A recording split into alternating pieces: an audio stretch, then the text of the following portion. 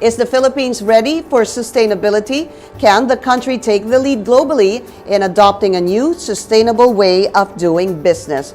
We'll explore the risks and rewards when companies consider the needs of Filipinos today and those of the generations to come. All this on Ayala POV.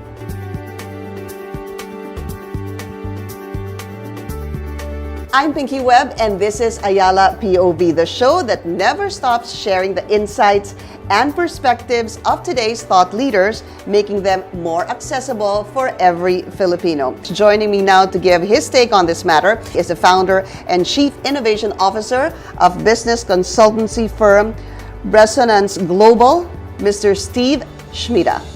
Hello. Steve, yes, welcome to the show. Thank you. So, this is my first question. For starters, integrating risk management and sustainability is a fairly new topic. Could you explain to somebody who generally does not have a background in business why this is important to someone like me? When we think about sustainability and we think about enterprise risk, right? They're both looking at potentially risks, right? That's hence the name enterprise risk, but also you have sustainability risks as well, right? That could be environmental, social, could be economic, and so forth. And traditionally what's happened is they've been siloed, right? So you have enterprise risk, which has been sort of compliance-based, very often legal. These two functions have been siloed within many companies. And the problem is, in today's world, that just doesn't work, right?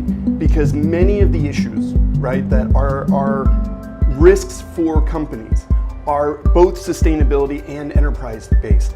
Now, equally as important on that is sustainability doesn't just look at risk, it looks at opportunity. One of the companies we did a lot of work with is one of the largest gold mining companies in the world.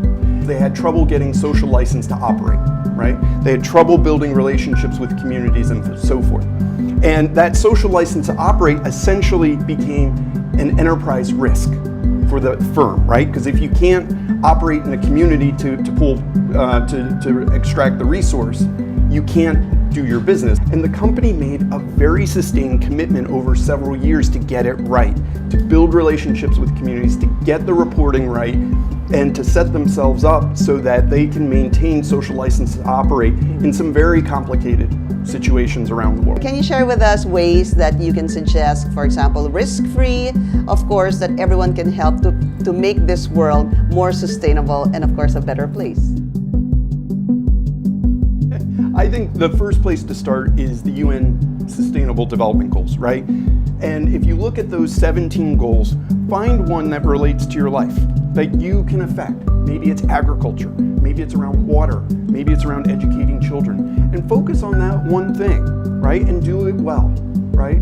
I think that's the best we can hope for, right? We all have, finite influence and power in the world, and if we can use it a little bit to advance social good and environmental good, I think we can make a contribution. And that's it for today's Ayala POV. Thank you for joining us, and join us again next time as we break down more industry theories and practices in our next episode. Again, I'm Pinky Webb for Ayala POV, where we never stop sharing progress to every Filipino.